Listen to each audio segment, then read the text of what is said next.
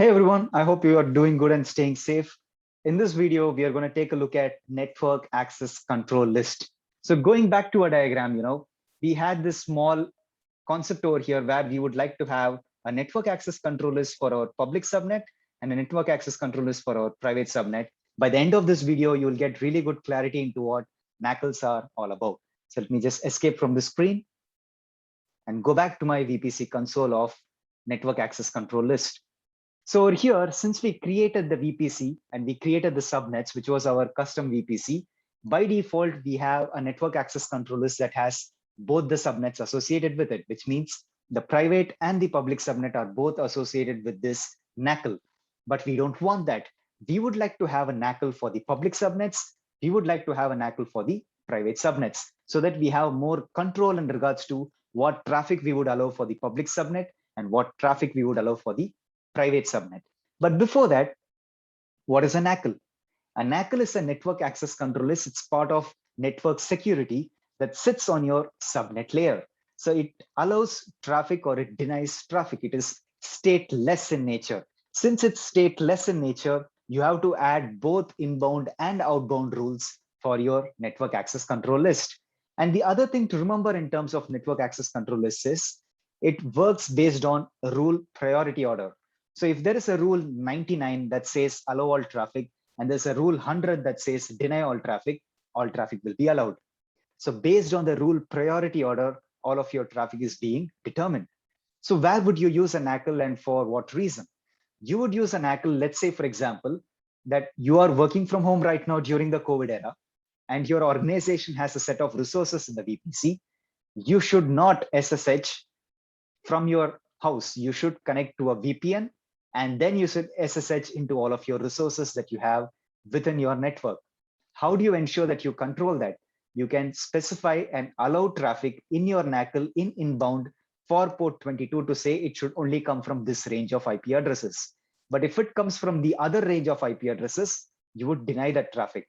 So the best practice in terms of NACL is to have all of your denies on the top and then allow all traffic.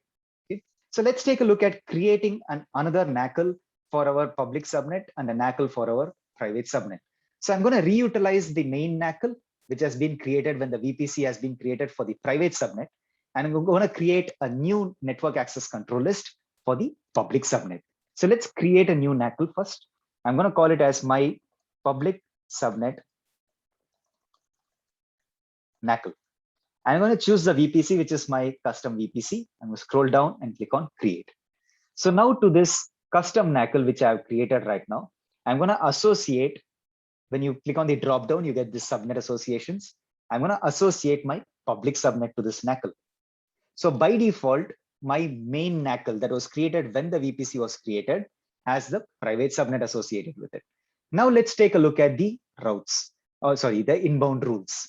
So in the inbound rules, like I said, since it's stateless in nature, you can see that we have one inbound rule over here, which says all traffic is denied. So let's edit the inbound rules and let's add a rule over here. Let's add a new rule. I'll call this as rule number 100. And I'm going to say all traffic is allowed. I'm going to save changes. So now if you take a look at the inbound rules for my public subnet NACL, all traffic is allowed and then all traffic is denied. So since this rule number has higher priority, all the traffic will be allowed. But what if I have a rule number 99 over here that says deny all traffic? Then rule number 99 will take more priority over rule number 100. Another good practice in terms of NACLs is that you can separate your rule numbers with 100 plus 100 kind of. So rule number 100, then rule number 200, rule number 300. In that way, you have enough space to add new rules in between if you want, like rule number 101 or 102. So always go with a 100 increment or a 10 increment, depending on how you want to. And since we have added rule number 100 right now for allow all traffic, and NACLs are stateless in nature, you got to also add that to your outbound rules. Otherwise, inbound traffic will be allowed, but then outbound will not go. So let's edit the outbound rules and also add the same rule of rule number 100. And let's modify all traffic to be allowed. So always remember that when you're working with NACLs, NACLs are on a subnet level. So if suppose, for example, you don't get traffic into your network always check your NACL to ensure that you have that traffic allowed in your NACL. And by default, let's take a look at the main NACL associated with the private subnet.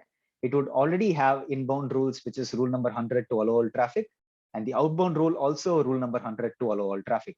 So in this way right now, we have two NACLs, one with your private subnet, one with your public subnet. And we discussed all the way in terms of the workings of your NACL as part of rule priority orders and some of the best practices. So I hope you got a really good clarity into what network access control lists are. In the next video, let's take a look at the second network security concept called as security groups. So I'll see you all in the next lecture.